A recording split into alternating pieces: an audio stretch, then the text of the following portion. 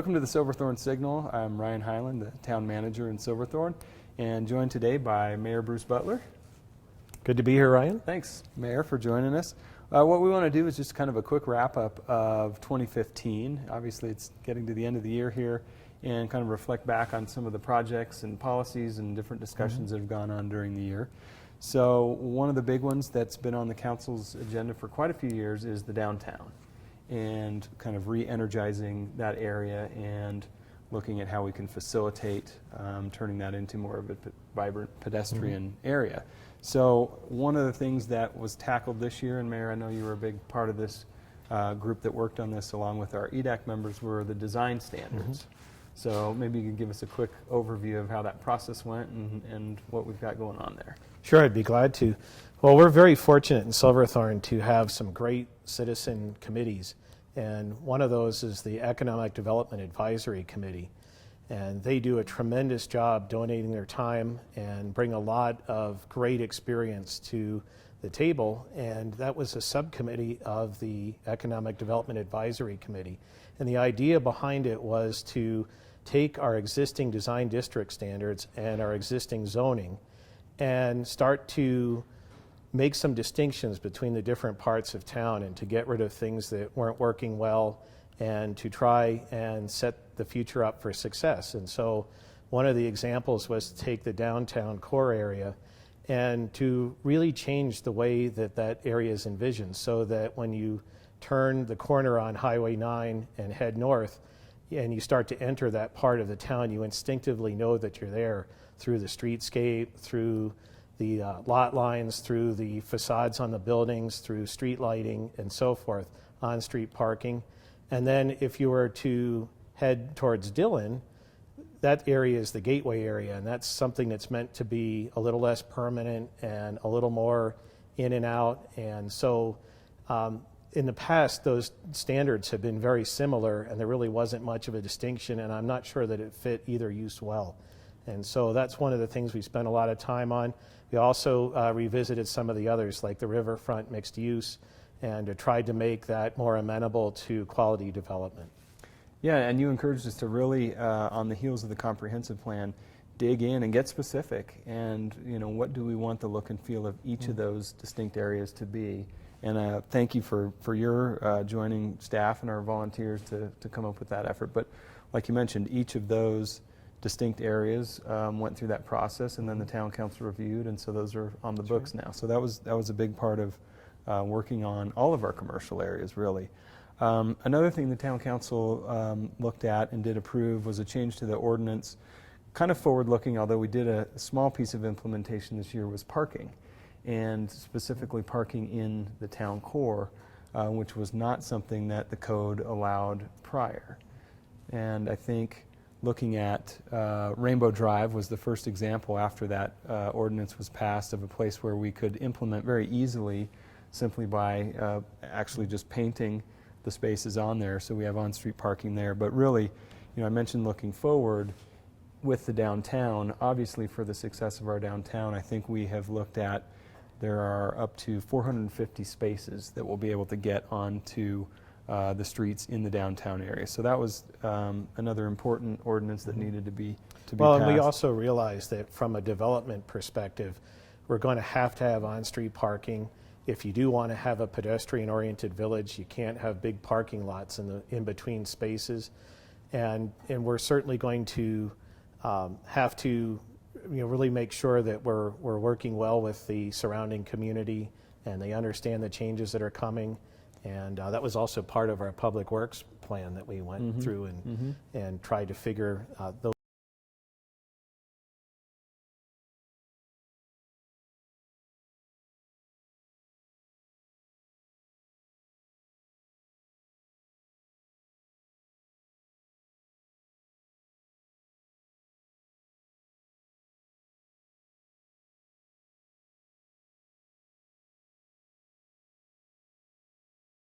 That's something that we've taken up kind of in the last quarter of this year, and that will take us into 2016.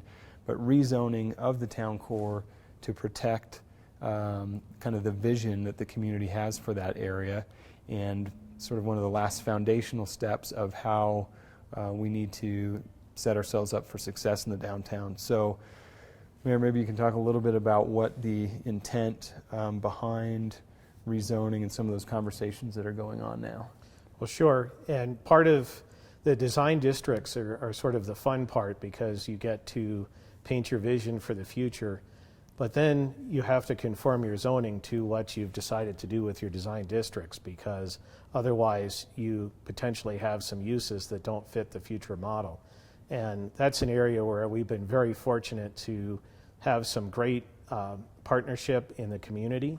And we realize that it's absolutely essential to have public-private partnerships to get to that next evolution in the town of Silverthorne's future. And so that's something that we've had some really constructive meetings on, but will be an early, probably first quarter agenda topic for the town council to try and get our zoning conformed to the new design district standards. Yeah, and I think at kind of a fundamental level, the intent there is, again, protect that vision so that particularly for that town core area, a gas station probably isn't compatible with the vision that's been drawn up by the community in our comprehensive plan, but as the zoning stands today, it would allow for that. So we need to make sure that we get those documents compatible and protect that vision. So another big thing, obviously, in 2015, in March, we announced the partnership with the Lake Dillon Theater Company, and that involves a new performing arts center that will be under construction next year. But I think we see that as a great catalyst for energizing that downtown area. So maybe you can comment a little bit about that project, which is will be underway in 2016. Sure. Well, we're very excited to have the Lake Dillon Theater Company coming down to town. It fits absolutely perfectly into the vision that we have for the downtown core, and there's a lot of energy and excitement that's come with it. And it's also really sparked a lot of interest in the arts in the community. And so we've had, again, some focus committees, some great volunteer work, and I think the theater is certainly the anchor for the arts in Silverthorne, but is really probably only the start. And there's a lot of exciting things that are going to happen.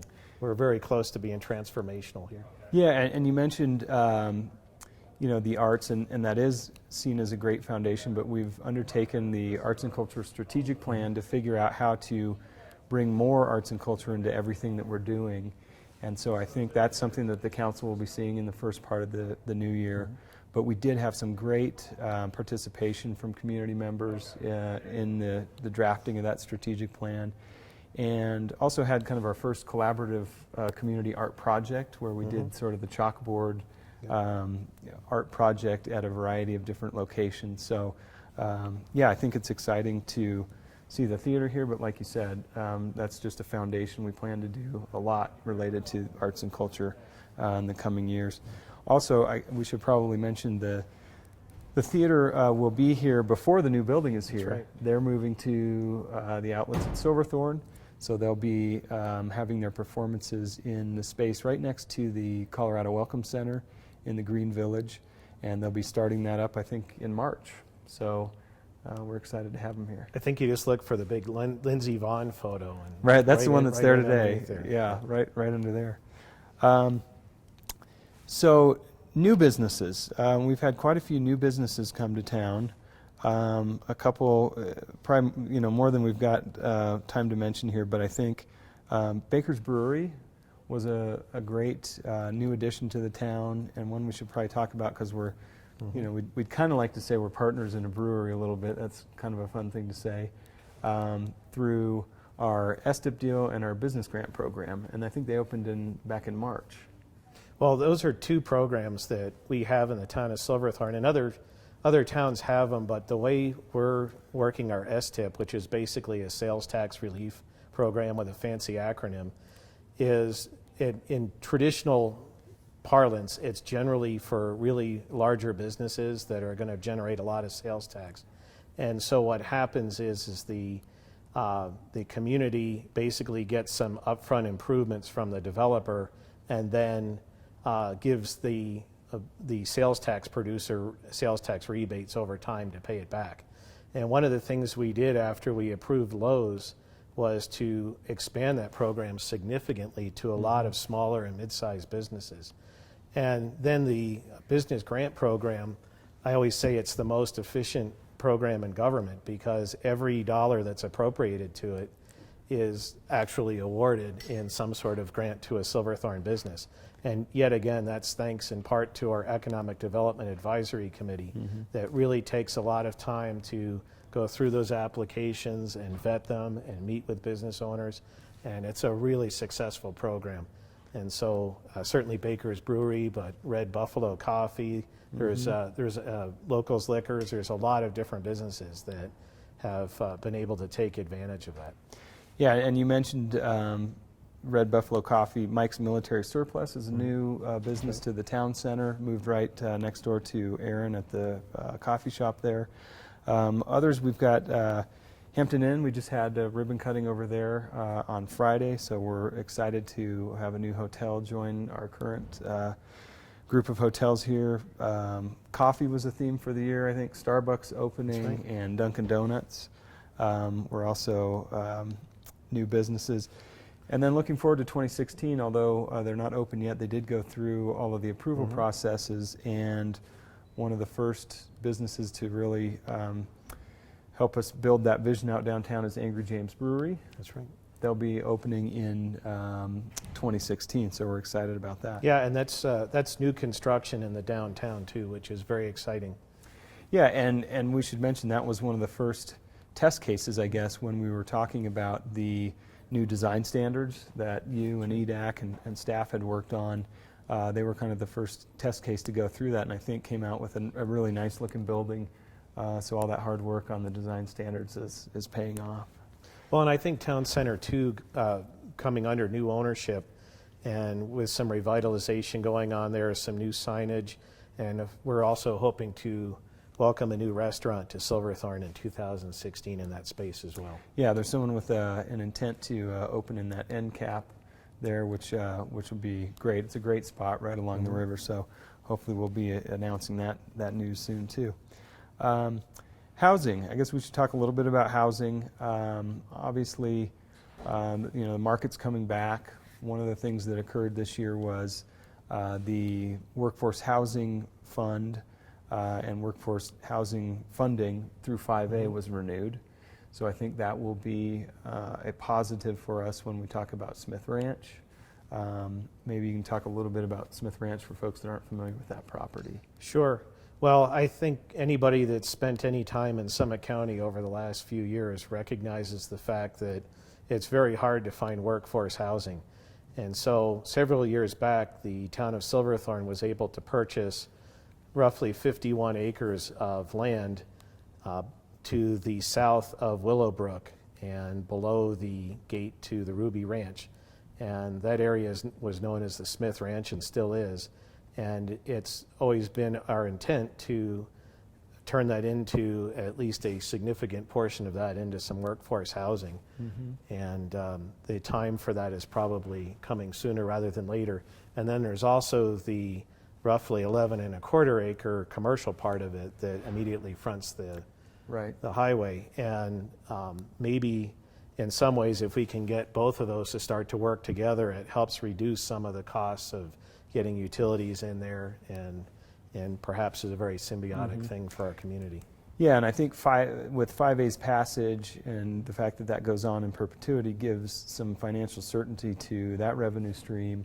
And it's about once every 6 months that the council, I think, looks at Smith Ranch and says, okay, what's the right move to make? And like you said, probably sooner than later, we'll be seeing some things out there. And then on the private development side, we had 3 projects that we talked about a fair amount this year. We had South Maryland Creek Ranch, River's Edge condominiums, which are under construction now right across from the Recreation Center, and then Rainbow Run. So a lot of new development that all of those are either approved or under construction right now. I think. Yeah, and they really add to a diversity of the housing inventory that we have too. I think we're seeing a change where people don't necessarily want huge houses and huge amounts of property, but they want to be able to enjoy the mountain lifestyle. And so each of those products, it has some similarities, but they're also very different in what they offer, and where they're located makes them really accessible to different amenities and to the national forest. And so I think each one of those is going to be a really quality product for our town. Yeah, and I know we're excited about each of them for a lot of reasons, but River's Edge is, again, in the town core, right across from the Recreation Center, so we're excited to be bringing more people into the town core. And I think 13 out of those 31 units are already spoken for, so it seems to be a popular product. And then South Maryland Creek Ranch, a little further north in town, I think 33 out of the first 50 in that first phase of those units are spoken for. So it seems like people are interested in the products in Silverthorne. And then Rainbow Run, which is on the Blue River Parkway, just a little north of where we are at Town Hall. Really a nice looking product that's going up there. So quite a few units. Yeah, and hopefully we can add another phase to that. Yeah. In 16 or 17. Yeah, that's right. One of the things that council looked at was the riverfront mixed-use zoning, and I think that may open up some opportunities to bring some more housing on the front end of some of those properties there, and that may be one of them. So. Yeah, and it's a very compatible use with that space. Yeah. All right, well, we'll take a quick break, and then we'll come back and wrap up on a few other of the topics and policies that you've looked at with the council this year. Welcome back to the Silverthorne Signal. Again, I'm Ryan Hyland, the town manager, joined today by Mayor Bruce Butler. And what we're doing today is wrapping up some of the things that we worked on in 2015. So we've talked about housing and businesses and the downtown, but we always need to focus on the current assets that we have and how we're improving those. And we did a fair amount of investment in those, as we do every year. But maybe you could hit a few of the highlights of things that we worked on this year. Well, sure, and we'll start outside at Rainbow Park. We did revitalize the tennis and basketball courts and finish the tot lot as well, which is a playground specifically for younger children. And we also did adapt some pickleball space in on the basketball courts, as we found that pickleball is an enormously popular game with a lot of our residents that come and stay with us in the summertime. And also, for those that do go to the Silverthorne Recreation Center, quite a few improvements there as well. And I know we converted some space recently into racquetball space, into more cardio space and weightlifting space, but also new flooring, some stuff that doesn't seem all that exciting, but new mechanical equipment that has made the air quality a lot better and made the pool a better experience. So yeah, a lot of capital improvements in the rec center. Yeah, and I know some of those, the flooring, we did have a couple of closures that impacted some of our guests, so we thank you for working with us through that construction. And then the pool was closed for quite a while, but like you said, that was related to the HVAC and the boilers, and have some really nice state-of-the-art equipment that's going to probably extend the lifespan of the building as well, because we've got moisture levels where they need to be, and so that was a big project. I think there may be, we'll probably have to put it up on the screen here, I think there's maybe a picture of you when we opened the tennis courts after that work, doing one of your high-speed serves from your college days, I think. Well, I'll tell you, that was a lot of pressure. But we managed to at least put a few in the service box. We did have we had help from our police department. They had the radar gun out there, and so we were checking speeds, and so thank you for helping us with that one. Hey, at least the serve was faster than I drive up Rainbow Drive. I hope so. That's 20, right? Cutler repaving. That's something that we call it the Cutler process. What it really is recycled in place asphalt. So a great process that we use that saves a lot of funds and gets things done pretty quickly.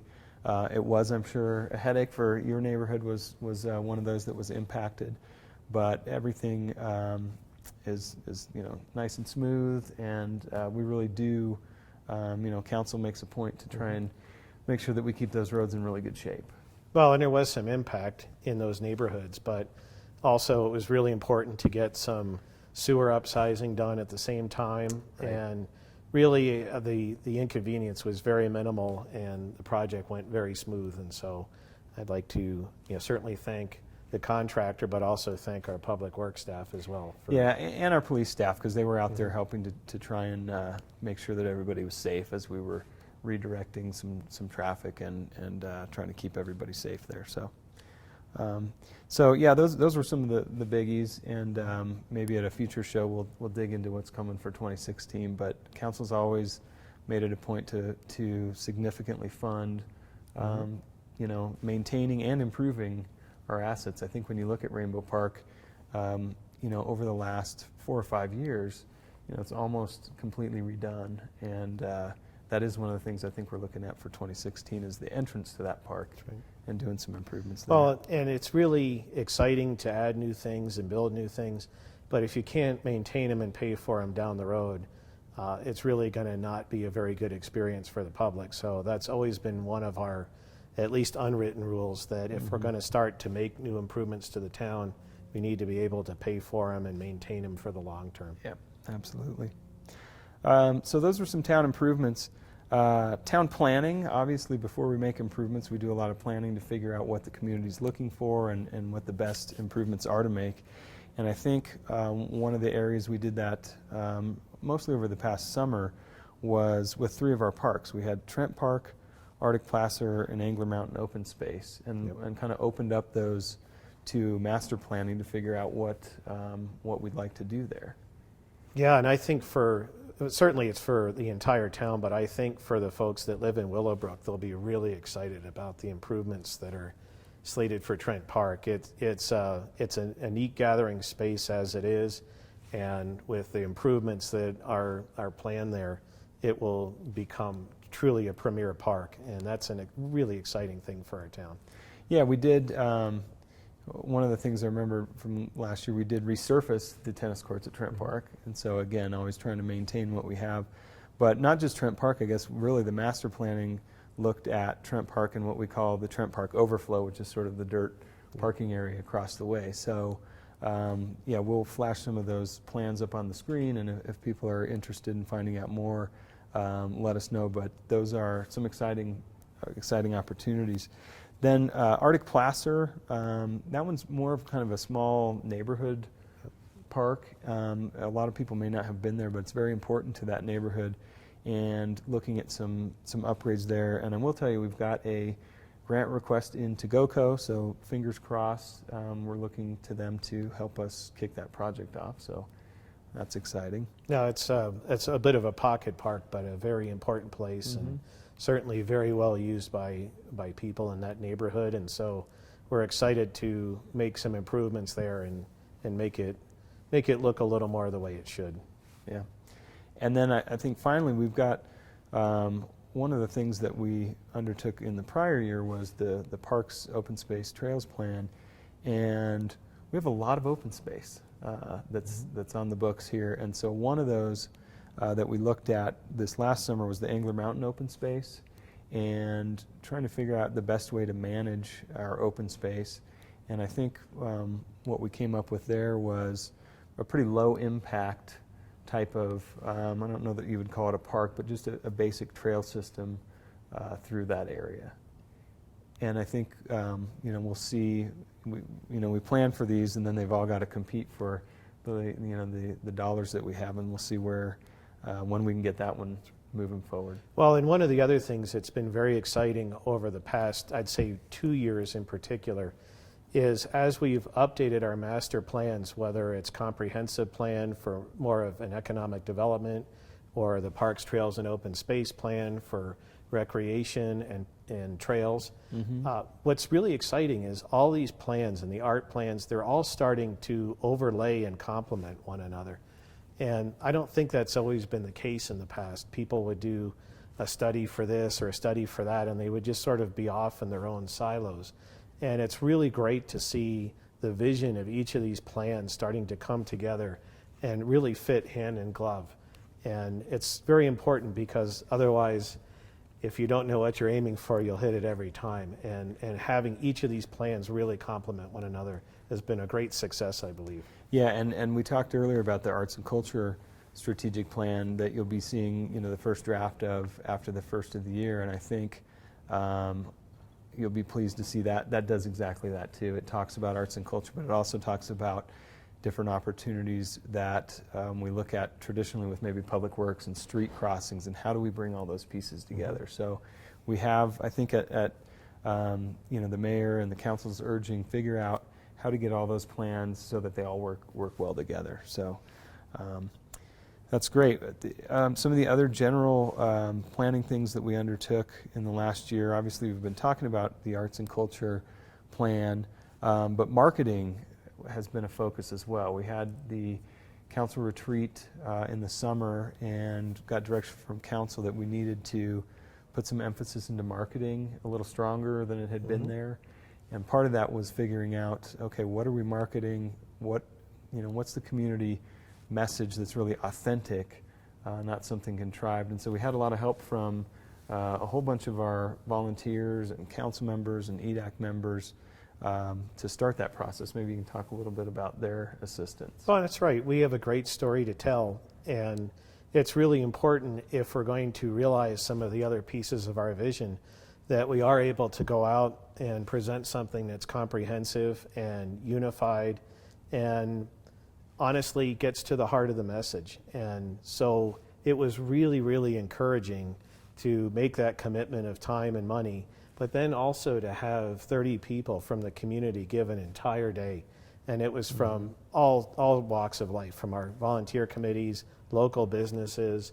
It was really a fantastic collaboration. And so I'm very excited about the end results of that product. I think the intra meetings have been very exciting, and it's bringing, once again, all these pieces together so that we're very, very focused on what it is we want to achieve. Yeah, and I think we'll be looking at that project with the community and kind of rolling that out in 2016. But I think everybody will be happy with it. It is an authentic campaign that really speaks to what Silverthorne's about. And so I think, and it turned out that way because it was created by all of the folks that are here, our residents, our businesses. So that's pretty exciting. So maybe we'll fast forward just a little bit into 2016, because I know there are a couple of things coming up. You mentioned business grants earlier, so we always want to get the word out.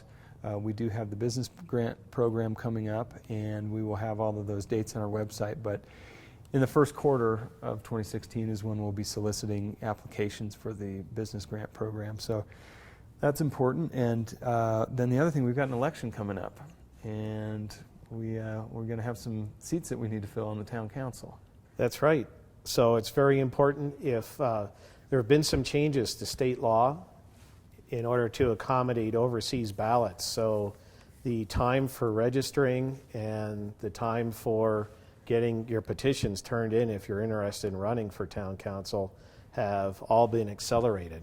So I know it's hard to believe we're talking about the first Tuesday in April as election day, right. But for anybody who might be interested in running for council, it's extremely important to come in and see Michelle Miller, our town clerk, and to get the packet that you need, and has all the legal documents and the petitions you need to circulate. And yeah, because we're talking about folks will need to have those petitions back in before the end of January. And so, like you said, if someone's got an interest in running for the town council and being a part of all these discussions that we just went through, they need to get in and like you said, talk to Michelle, because when you get into February and March, it's getting too late. Yeah, so the candidate nomination petitions will be available January 5th, and the nominations are due on January 25th. So ballots will be mailed and can start to be received between March 14th and March 21st, and the official election day is April 5th. Yeah, so if you're interested, January is when you want to start getting on the ball and talk to Michelle. And I would also remind people, if they are new to town and they do want to vote, it's never too early to register to vote. Right. Great. Well, I think that's, obviously a very quick recap of 2015, but a lot of exciting things. Thanks to the council, I know this year was very heavy on meetings and efforts that were outside of your normal meetings, and we had great involvement. We've got a fantastic town council, and so again, if there are folks that want to join that group, I encourage you to think about running for council. But overall, I think a really solid year. Absolutely. And one of the highlights of 2015 and a number of years before, and one of the lowlights of 2016, is we're going to lose our finance director. That's true. That's true. Who's, I think, the most awarded and decorated finance director in the history of municipal government. Yeah, Donna Brown is retiring. We have a recruitment with a firm that's helping us, which is underway right now. So we'll put that call out there too. If somebody knows of a fantastic finance professional, we'd love to have them apply. And while we're thanking folks, I'd also like to thank you and all the town staff. We have a really dedicated, very professional group of people in this town, and really, really appreciate that. And certainly also want to thank all of our volunteers on our citizen committees. Our local businesses have been fantastic. And of course, most of all, we want to thank the residents of Silverthorne and wish them a very happy holidays and a Merry Christmas and a hopefully very prosperous and healthy 2016. Great. Well, Mayor, thanks for walking us through a lot of those things that we've covered. And we'll be back in 2016 and dig into that workload and hopefully have another great year. Sounds good. All right. Thanks, Mayor. Happy New Year. Happy New Year. Thanks, everybody.